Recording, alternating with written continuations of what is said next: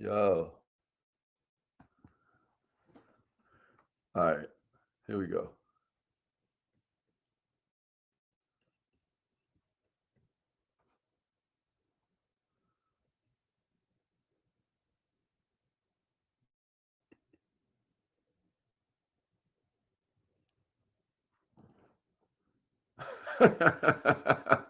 All right. All right. Good morning, millionaires. Welcome to a money making Martin Luther King Monday. I would have lights on and stuff like that, but I don't right now. Want to welcome everybody to another edition. Hold up, man. Let me get some.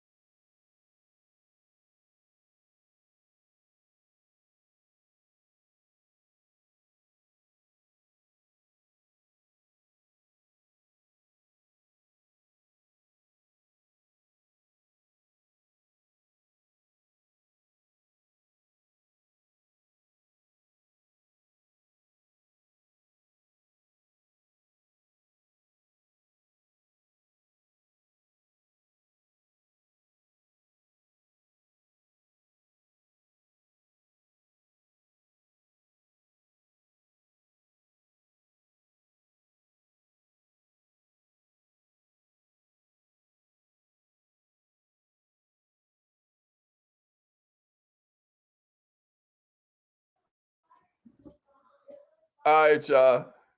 All right, we back. Let everybody know we in the house, man. Um, I hope everybody's feeling good out there. My name is Haziq Ali, and welcome to another edition of Good Morning Millionaire. This morning, since it's Martin Luther King Day, two things happened. We didn't come on at our normal time, so I hope everybody noticed that. You know, we normally hear like 7:30 a.m. Y'all knew that? Nah, Larry, you ain't missed nothing, bro. It's holiday hours, so let them know. Yeah, we in the house. So a lot of people know that Martin Luther King was like this ill dude, but I like putting it in perspective for us because he was really just a regular guy just like us. And the more that we begin to look at these people that we call heroes as regular people like us, the more we'll stop putting all the responsibility on them, and we'll start grabbing up some of that responsibility for ourselves. Because you got to understand, who we waiting for. There's nobody coming to save us. Ain't no pot of gold into the rainbow. Ain't no Easter bunny, ain't no tooth fairy, ain't no Santa Claus. Me and you is all we got. But the good news is me and you is all we need. And if we had more people that were thinking like that, then we'd be a lot further ahead. Right now, I'm talking about as a people, but really, I mean, as humanity. You know what I mean? Because this whole racism thing is really just a construct that was designed to keep a certain group of people under control, a certain group of people relegated to the last place of a real life Monopoly game. If you keep on rolling the dice with your life, if you've ever played Monopoly, you know how it goes. You keep on rolling the dice with your life until you either go bankrupt or you go to jail. And so what people like Dr. Martin Luther King decided they were going to do is be the change they wanted to see. He's Gandhi and a lot of his nonviolent tactics for being the world's first social media influencer. So if Gandhi was the world's first media influencer, then I got to tell you, Martin Luther King was probably a close second. Now, what do I mean by that? What I mean by that is that Gandhi did these hunger strikes where the whole world would have to pay attention. Why? Because in the news, if it bleeds, it leads, right? The news don't care about when a dog bites a man. The news cares when a man bites a dog. Like, it has to be unique. It has to be something that'll stand out and get eyeballs on their newspaper. They need something that's exciting, something that's scintillating, something that'll raise the rate. And so Gandhi said, I'll give you a show I'm just going to stop eating for like a month straight. Are you not entertained?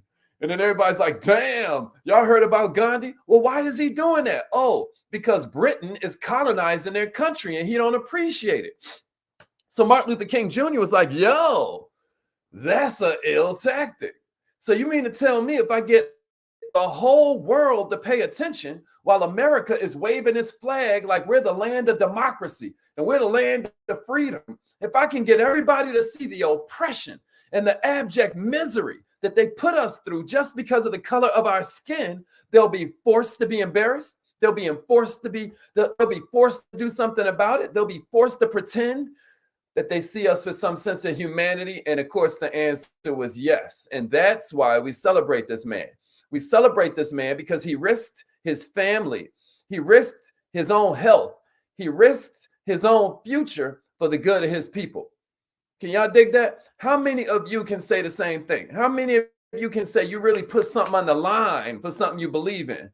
You know, one of his contemporaries, another cat named Malcolm X, was like, if you haven't found something to die for, then you'll fall for anything. What I love about Martin Luther King is that he found something that he was willing to dedicate his life for and die for. I feel like a man that hasn't found something he's willing to die for is a man who hasn't found something to live for. I truly believe that you got to serve before you deserve. But that's the Hazik way of putting it. The way Dr. Martin Luther King put it is that anybody can be great because anybody can serve. So what I want to do this morning is I want to give you 5 different facts about Dr. Martin Luther King Jr. that you may not have known. If you're ready for the first one, give me a number 1 and a share. Give me a number 1 and then share this with another entrepreneur. Share this with somebody else. You know this is Mindset Monday. We be getting busy. Miss Aisha, like this is the perfect time for us Colorado folks. Well, don't get used to it because in a normal day, you know what I mean? This is like 12 noon for us. Yeah, Dennis, he sacrificed his life. Somebody give me a number 1 and then share. If you're watching on Instagram, all you do is point down there at that little arrow and you can go through your inbox and share it with everybody that need to get busy with us this morning. So share that thing if you're on Instagram. If you're here with us on Facebook or LinkedIn or any of those, share this with me. Share this, you know, let them know you're in the house. What's up, Tina? Glad you made it in this morning. What's up, Jasmine? Glad you're here. What's up, Chanel? Okay. Anybody can be great because anybody can serve. That's an absolute fact right there. Anybody can be great because anybody can serve. Give me a number 1 if you're ready. All right, appreciate that. All right, let's get it. All right, here's the first one. Here's the first one that I bet you didn't know. Here's the first thing that I bet you didn't know. Did you know, right, that Martin Luther King's I Have a Dream speech was a complete freestyle? Did y'all know that? All right, it wasn't a complete freestyle, but he had only had 4 minutes of remarks written down. He'd already said this I Have a Dream part in a bunch of speeches way prior to August of 1963. But a bunch of his board of advisors kind of like questions its use. They was kind of like, oh, Martin, we don't know about the dreamy parts and all of that. And so they encourage him to keep it out the speech. So there, when it's March on Washington time, oh, snap. There, when it's March on Washington time and he starts getting busy, and the crowd, they're loving it. But it ain't that energy that his friends wanted to see and that his friends knew that a moment like this deserved. So you know what Mahalia said? You hear her if you watch the old footage of the speech. You hear her like, tell him about the dream, Martin. Tell him about the dream. Are muted. And at the point that she did that, he went off. And exit tones are off. At the point that she did that, he went off from his 4-minute prepared remarks into one of the most famous and influential speeches of all time. There's this other movie, quick side note, called Air. It's the story about Michael Jordan's tennis shoe, of all things. It has like Matt Damon and Ben Affleck in it. It's wild, right? But one of the cats that was real close to the Chicago organization was actually there when Martin Luther King did it. And he tells his whole story about how he heard this dude deliver the most powerful speech that he'd ever heard. And the guy gets off stage and hands him the speech, after he said, man, that was incredible. He hands him the speech, and it turns out it was Martin Luther King Jr. To this day, this guy has a copy of his "I Have a Dream" speech, except nowhere on the piece of paper are the words "I have a dream," because it was a complete freestyle. So that's a true story. And the dude would never sell the manuscript. He would never sell the handwritten notes about the speech or none of that. I think he may have eventually given it to somebody as part of a museum exhibit or something like that. But I thought that was a wild story. All right, here's the second one I got for you. Martin Luther King Jr. was named after not just his pops, but a Protestant reformer by the name of Martin Luther. Protestant is one of the many sorts of types of Christians out there. I'll leave that to Google if you want to find out what's the difference between a Baptist and a Protestant, or you know, any of these other sorts of denominations. But in 1934, King's father, who was also Martin Luther King, he was known by Martin King Sr., as a matter of fact. He went on this sort of pilgrimage around the world. So he went to Rome, Egypt, Tunisia. He went to Jerusalem. He went to Bethlehem, right? Before finally he landed in Berlin, where he attended this Baptist Alliance meeting, this World Baptist Alliance meeting. And, you know, this trip to Germany, which was only 1 year after Hitler had become chancellor, had a real crazy effect on him, because he started to gain this respect for this German monk by the name of Martin Luther. And, you know, many of you know, many of you don't, but Martin Luther had these 95 theses that kind of challenged the Catholic Church. And that's what ultimately split Western Christianity. But that's neither here nor there. When Martin Luther Sr. came back to America, he changed his own name and his 5-year-old son's name in honor of this Protestant reformer by the name of Martin Luther. And that's when Martin Luther King Jr.'s birth certificate started to reflect this change. That's when it was officially revised. So many people didn't know that. I thought that was cool. Here's the second one. Here's the third one I got for you.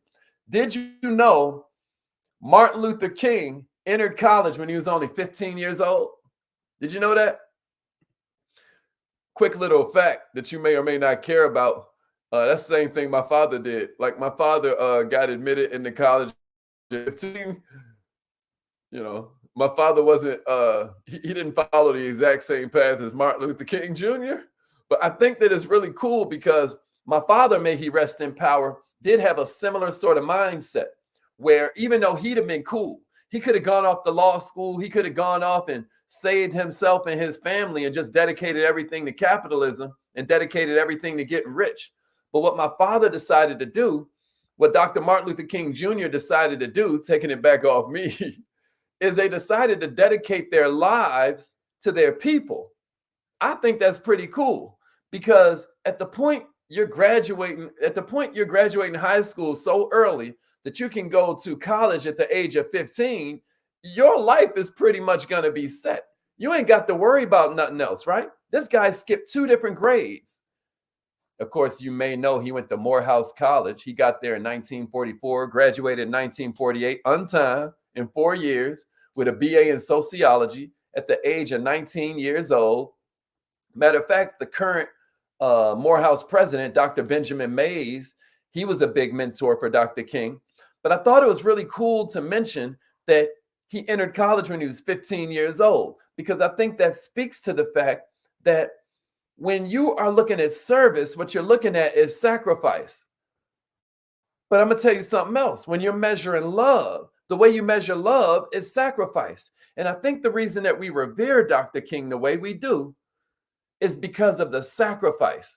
Here's something wild about Dr. King and about this power of service. Do you know Dr. Martin Luther King Jr. got a C in public speaking? Now, this dude was elected student body president. He was valedictorian in 1951. But do you know he got a C in public speaking? What does that tell us? That tells us that his speaking was more about service than it was about significance, than it was about success. He was more looking at significance. He was more looking at service than he was success. He wasn't even the best public speaker. It's just something would come over him at the point he decided to serve. And then, of course, we know when he got to Boston College, that's also where he met Coretta Scott. That's also where he became a member of Alpha Phi Alpha fraternity. And I just thought that was real cool to share with you. If you're ready for the fact number 4, give me a 4 and a share. I'm gonna try to keep this moving. Y'all still with me? Give me a 4 and a share if you with me. Let's go. Let's go. Let's go. If you're ready for number 4, give me a 4 and a share. Let's get it. Let's get it. Let's go. Dr. Marilyn in the house. My man Don. Let's get it. Let's get it. All right. Let's go. Let's go. Yeah, that's crazy, right? That he got a C in public speaking. That's kind of wild right there. Yeah, Tish in the house. Somebody said they learned one of these things in elementary school. Let's go. Let's go. All right. All right, here's the next one I got for you. Here's the next one I got for you that maybe you knew, maybe you didn't. Dr. King was arrested 29 times. You know, that's when we used to say free such and such. We'd be like, free Dr. King. I don't know when it turned into like free drug dealers and free my cousin Mike. The whole time you talking about Michael Myers. You know?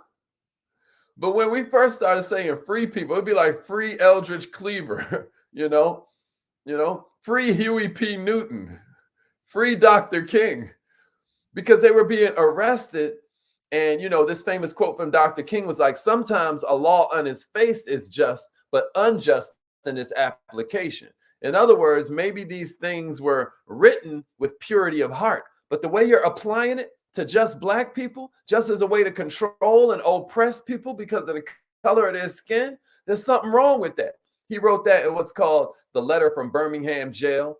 But I just wanted to throw that to you. His charges range from civil disobedience to traffic violations. But he was arrested 29 different times. Here's number 5 I got for you. Did you know that Dr. King survived an assassination attempt like a decade before he eventually got murdered, before he eventually got assassinated? September 20th, 1958, he was at a department store signing copies of his book in Harlem when this young lady slips past the crowd, says, "Hey, are you Dr. Martin Luther King?" He says, "Yes." And then she stabs him in the chest with a letter opener. This crazy lady decided to stalk him for years because she felt that he was with the Communist Party. And back in those times, to be a communist was to be a demon. It was to be the devil himself. That's the way we looked at communism. So the stab missed Martin's heart by a couple inches. And they said that had he either sneezed or, you know, had he caught some kind of itch and whatnot, had he coughed, then he'd have been killed. That letter opener would have moved a couple inches into his one of his heart valves and he'd have died. What's cold about Dr. King is that he would later issue a statement affirming his nonviolent beliefs and affirming that he had no malice towards his attacker. Is that power? Some would say that that's pretty Christ-like, you know, and at the end of the day, isn't that what we're all trying to do? So I thought that was pretty cool. All right, and I got a bonus. I got a bonus for you. Y'all ready for a bonus? Here is fact number 6 that I want to share with you today. Yeah, Eric. Good morning, King. Glad you're here, my brother. Yeah, that's a certain kind of power, right? All right, here's the last one I got for you. Check this out. Did you know that the King family sued the government for conspiracy to kill Dr. King, and they won? The King family filed a civil case against the government and won. So this ain't quite like, I hate to even say this, but this ain't quite like Tupac or Biggie, where we still don't know who. In Dr. Martin Luther King's case, we know it was the government that assassinated him because they sued and then won in a court of law. The trial took place in Memphis, Tennessee. We had 70 witnesses. We had over 4 weeks of testimony. And the jury, even in Memphis, Tennessee, racist behind Memphis, where the racism is so thick that the self-hatred is still powerful enough to cut with a knife. Any of you are watching the news right now, And there's two big like hip hop artists in the news once again because the stop between them. That's going on Memphis, Tennessee, right now. Right there in the heart of Memphis, Tennessee, they had proceedings. They had a full trial, 4 weeks of testimony, 70 witnesses, and the jury reached a verdict after only an hour. The overwhelming evidence showed that James Earl Ray wasn't even a shooter. He was just a scapegoat. He was just set up to take the blame. But that the evidence showed James Earl Ray didn't pull the trigger, but that local, state, federal, U.S. government agencies and the mafia and the Ku Klux Klan were to blame for Dr. Martin Luther King's assassination. What did the King family sue for? You might be asking. $100. And they donated the $100 to charity because to them, it was never about the money. They just wanted the truth out. And I promise you, a bunch of y'all is today years old when y'all are discovering this, and they went through all of this to get you the truth. If you never knew that, somebody say I was today years old. That's why that was my little bonus. If you never knew that, I'm just curious. Did you know that? Did you know the King family sued the government? Or were you today years old when you found that out? Some of y'all might have known already. I ain't know. And I thought I was kind of like up on, I thought I kind of knew a lot of this stuff. You know what I'm saying? Yeah, Tish. Thank you for not making me feel crazy. Yeah. Yeah, Jasmine. Yeah, Tina. Mm-hmm. Yeah, LaRon. I was today years old too. I never knew that. I never knew that till a couple years ago when I really started kind of looking at his stuff on some MLK day a couple years ago. I found that out. All right, y'all. All right. So we out of here. It's affirmation time. Happy Martin Luther King Day. I want to challenge you to ask yourself, what can you do to further his legacy? Can you maybe, do some community service? Can you plan some community service? What can you do to continue his legacy? Can you say to yourself, I can get way bigger through service. I can become much more of a great level of person. I can insert some more greatness into my legacy, into my DNA. Maybe you can even take your children on a community service project. Maybe if you're in Atlanta, this would be a good day to visit the King Center. Maybe it's just a good day to go visit his old home or drive through his old neighborhood. You know what I mean? That's for all my Atlanta people. All right, we about to go to Instagram. My Instagram is Mr. Haziq Ali.